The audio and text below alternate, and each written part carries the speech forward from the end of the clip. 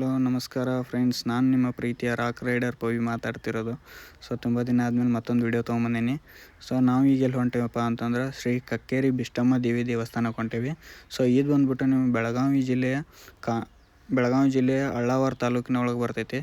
ಬೆಳಗಾವಿಯಿಂದ ಸುಮಾರು ಒಂದು 85 ಕಿಲೋಮೀಟ್ರ್ ಹತ್ತಿರ ಆಕೈತಿ. ನೀವು ಅಳ್ಳಾವರದಿಂದ ಬರತ್ತಿದ್ರಿ ಅಂತಂದ್ರೆ ಒಂದು 10ರಿಂದ 12 ಕಿಲೋಮೀಟ್ರ್ ಆಕೈತಿ.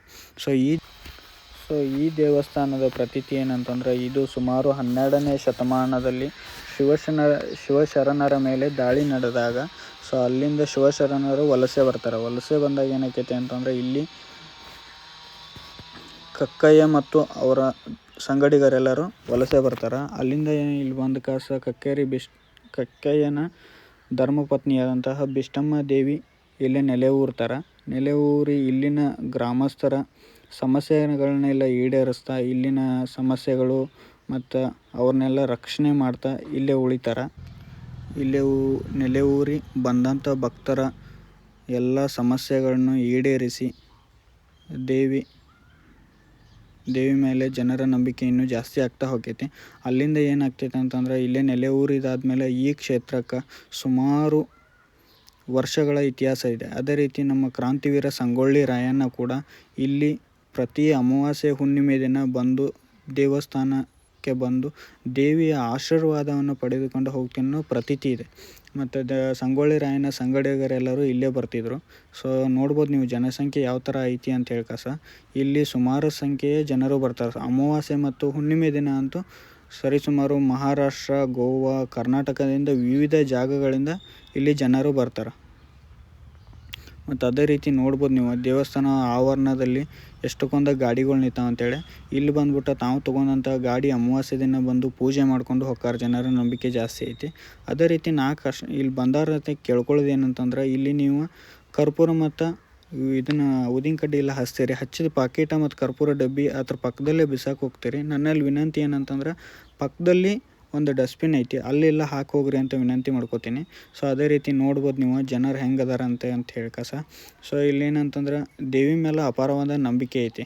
ಅದೇ ರೀತಿ ಇಲ್ಲಿ ನೋಡ್ಬೋದು ನೀವು ಇನ್ನೊಂದು ಮೂಕಾಂಬಿಕೆ ದೇವಸ್ಥಾನ ಐತಿ. ಇಲ್ಲಿ ಕೂಡ ಜನರು ಕಕ್ಕೇರಿ ಬಿಷ್ಟಮ್ಮಗೆ ಬಂದವರು ಅಲ್ಲಿಂದ ಫಸ್ಟಲ್ಲಿ ಹೋಗಿ ಆಮೇಲೆ ಈ ಕಡೆ ಬರ್ತಾರೆ. ಇಲ್ಲಿ ನೋಡ್ಬೋದು ನೀವು. ಇಲ್ಲಿ ಮುಂದ್ಗಡೆ ನಿಮ್ಗೊಂದು ಉಪ್ಪಿನ ಗುಂಪಿ ಐತಿ. ಉಪ್ಪಿನ ಗುಂಪಿ ಅಂತಂದ್ರೆ, ಇಲ್ಲಿ ಹಳ್ಳಿ ಜನ ಜಾಸ್ತಿ ಬರೋದ್ರಿಂದ ಹಳ್ಳಿ ಜನ ಏನು ಮಾಡ್ತಾರೆ, ಅವ್ರ ಮನೆಗಳಿಗೆ ದನ ಕರುಗಳೆಲ್ಲ ಇರ್ತಾವಲ್ಲ. ಅವಕ್ಕೇನಾದರೂ ಸಮಸ್ಯೆಗಳಿದ್ರೆ ಇಲ್ಲಿ ಹೊರಗಡೆ ಉಪ್ಪು ತೊಗೊಂಬಂದು ಅದನ್ನು ಇಲ್ಲಿ ಹಾಕಿ ಬೇಡ್ಕೊಂಡು ಕಾಸು ಹೋಗ್ತಾರೆ. ಆ ಸಮಸ್ಯೆಗಳು ಅವರ ನಿವಾರಣೆ ಆಕ್ಕವು. ನೋಡೋಣ ಒಳಗಡೆ ಹೋಗೋಣ್ರಿ. ಒಳಗಡೆ ಹೆಂಗೈತೆ ಅಂತ ಹೇಳ್ತೇನೆ. ಒಳಗಡೆ ವಿಡಿಯೋ ಮಾಡೋಕೆ ಅಲಾವ್ ಇಲ್ಲ. ಆದರೂ ನಾನು ರಿಸ್ಕ್ ತೊಗೊಂಡು ವಿಡಿಯೋ ಮಾಡತ್ತೀನಿ. ವಿಡಿಯೋ ನಿಮ್ಗೆ ಸ್ವಲ್ಪ ಇನ್ಫಾರ್ಮೇಷನ್ ಅನ್ನಿಸ್ತು ಅಂತಂದ್ರೆ ಲೈಕ್ ಮಾಡಿರಿ, ಶೇರ್ ಮಾಡಿರಿ, ಸಬ್ಸ್ಕ್ರೈಬ್ ಮಾಡಿರಿ. ಅದೇ ರೀತಿ ನಿಮ್ಮ ಫ್ರೆಂಡ್ಸ್ ಫ್ಯಾಮಿಲಿಗೆಲ್ಲ ಶೇರ್ ಮಾಡಿರಿ. ನೋಡ್ಬೋದು ಒಳಗಡೆ ಎಲ್ಲ ಜನಸಂಖ್ಯೆ ಹೆಂಗೆ ಐತೆ ಅಂತ ಹೇಳ್ಕಸ. ಇಲ್ಲೇ ಲೆಫ್ಟ್ ಸೈಡಿಗೆ ಬಂದ್ಬಿಟ್ಟು ನಿಮಗಲ್ಲಿ ಕರ್ಪೂರ ಮತ್ತು ವಿಭೂತಿ ಎಲ್ಲ ಹಚ್ತಾರೆ. ಈ ದೇವಸ್ಥಾನದ ಹಿಂಭಾಗ ಒಂದು ವಿಶೇಷತೆ ಐತಿ. ಇಲ್ಲಿ ನೋಡ್ಬೋದು ನೀವು ವಿಡಿಯೋ ಮಾಡೋಕೆ ಅಲೌಡ್ ಇಲ್ಲ. ಅದ್ರ ಸಂಬಂಧ ಹಿಂಗೆ ದೂರ ನಿಂತ ತೋರಿಸ್ತೀನಿ.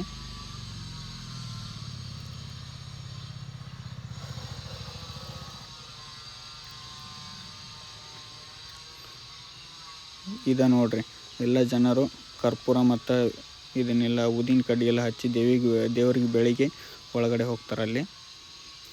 ಇದನ್ನು ಹೇಳಿಲ್ಲ, ದೇವರ ಹಿಂಭಾಗದಲ್ಲಿ ಒಂದು ವಿಶೇಷತೆ ಐತೆ ಅಂತೇಳಿ.